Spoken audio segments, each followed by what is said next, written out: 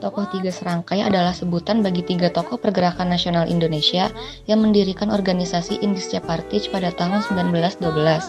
Mereka adalah yang pertama, Douwe Dekker.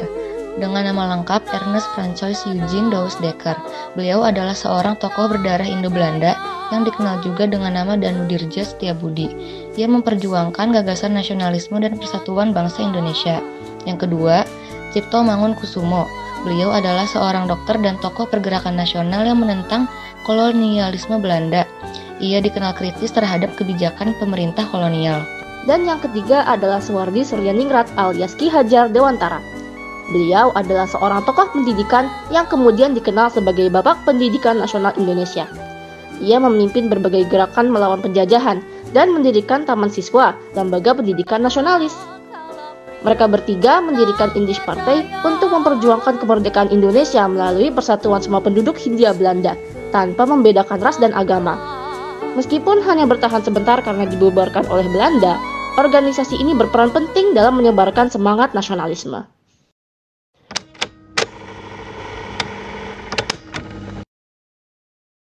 Data Ki Hajar Dewantara.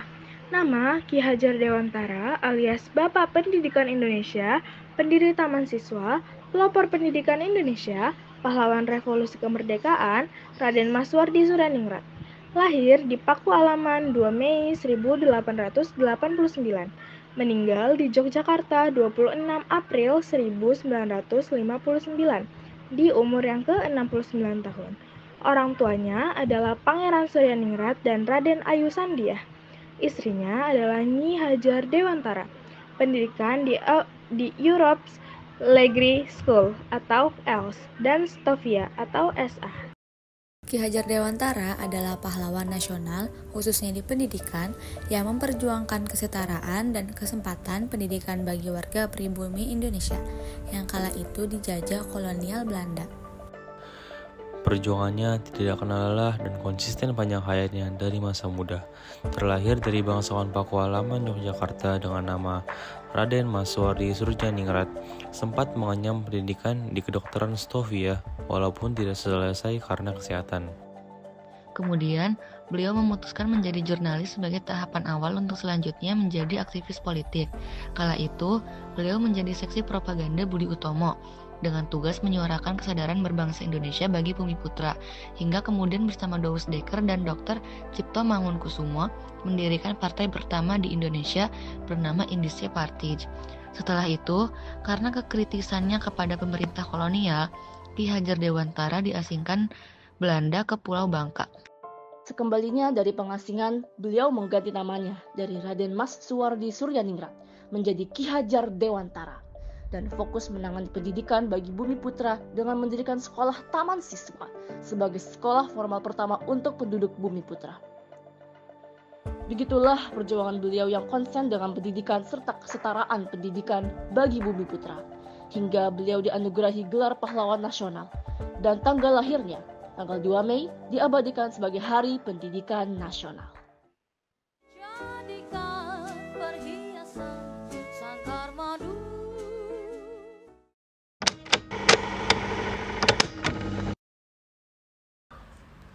Cipto Mangunkusumo dikenal sebagai dokter yang gigih memperjuangkan kesehatan rakyat dan kemerdekaan bangsa Indonesia di waktu bersamaan.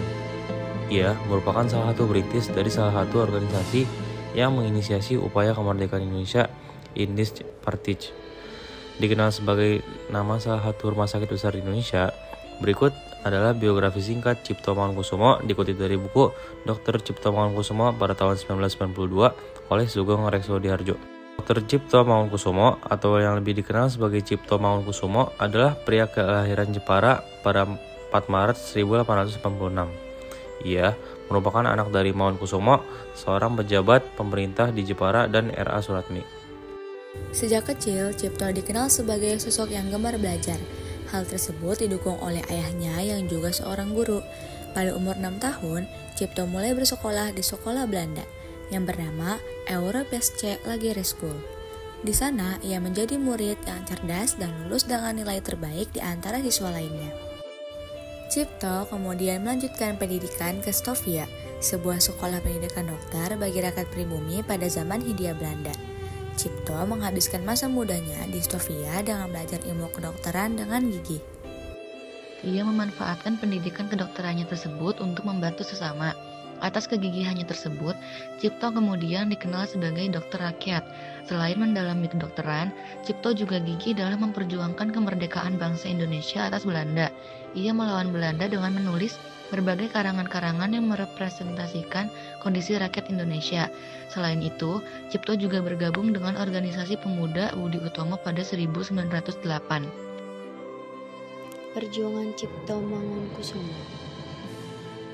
Awal perjuangan Cipto dimulai sejak dia sering menulis karangan-karangan yang menceritakan tentang berbagai penderitaan rakyat akibat penjajahan Belanda. Karangan-karangan yang dimuat harian The Express tersebut oleh Belanda dianggap sebagai usaha untuk menanamkan rasa kebencian pembaca terhadap Belanda. Saat aktif menulis The Express, Cipto sebenarnya sudah bekerja sebagai dokter pemerintah Belanda yang ia dapatkan setelah memperoleh ijazah Stovia. Namun, akibat tulisan-tulisannya tersebut, Cipto diberhentikan dari pekerjaannya sebagai dokter pemerintah. Pemberhentiannya sebagai dokter pemerintah tersebut justru membuat Cipto semakin intens melakukan perjuangan. Pada 1912, dia bersama Dowes Dekker dan Suwardi Suyaningrat, Ki Hajar Dewantara mendirikan Indische-Partij, sebuah partai politik yang merupakan partai pertama yang berjuang untuk mencapai Indonesia merdeka. Cipto bersama para pejuang lainnya kemudian membentuk Komite Bumi Putera secara khusus untuk memprotes rencana pemerintahan Belanda yang ingin merayakan bebasnya Belanda dari penjajahan Prancis. Namun, akibat kegiatannya tersebut, Cipto dibuang ke Belanda pada 1913. Akan tetapi, setahun kemudian ia dikembalikan ke Indonesia karena penyakit asma yang dideritanya. Pasca kembali ke Indonesia, Cipto melanjutkan perjuangannya sebagai Volksraad untuk melawan Belanda. Sayang, ia kembali diusir dari tempat tinggalnya di Solo dan pindah ke Bandung sebagai tahanan kota. Di Bandung, Cipto semakin gencar melakukan perlawanan dengan mengumpulkan para tokoh pergerakan nasional. Salah satunya ialah Insinyur Soekarno. Belanda berhasil mengendus aktivitasnya tersebut dan mengasingkan sebagai tahanan di Banda Neira selama 13 tahun. Dari Banda Neira, Cipto kemudian dipindahkan ke Ujung Pandang, Sukabumi, dan terakhir dipindahkan ke Jakarta. Daerah tersebut merupakan kota terakhirnya hingga akhir hidupnya pada tanggal 8 Maret 1943. Penghargaan Cipto Mangunkusumo pada 1910. Wabah pes melanda Malang dan merajalela di sana. Wabah pes tersebut bertepatan dengan tingginya rasisme yang memecah belah masyarakat berdasarkan warna kulit dan asal-usul. Oleh karena itu, para dokter Eropa di Batavia enggan pergi ke Malang untuk mengobati pasien pes yang mayoritas pribumi. Cipto, sang lulusan Stovia, saat itu sedang jenuh bekerja di jabatan kolonial dan mengajukan diri sebagai relawan dokter ke Malang. Tanpa alat pelindung diri yang memadai, Cipto menerjang pelosok-pelosok desa di Malang guna membasmi pes. Ketika berada di sebuah desa, Cipto mengadopsi seorang bayi perempuan yang telah yatim piatu akibat pes. Cipto kemudian berhasil menaklukkan wabah mematikan tersebut. Atas jasanya yang begitu besar, Belanda menganugerahinya sebagai bintang penghargaan Ridder in the Orde van Orange Nassau. Itulah biografi singkat Cipto Mangunkusumo, dokter yang gigih memperjuangkan kemerdekaan rakyat Indonesia atas Belanda. Semoga menginspirasi ya teman-teman.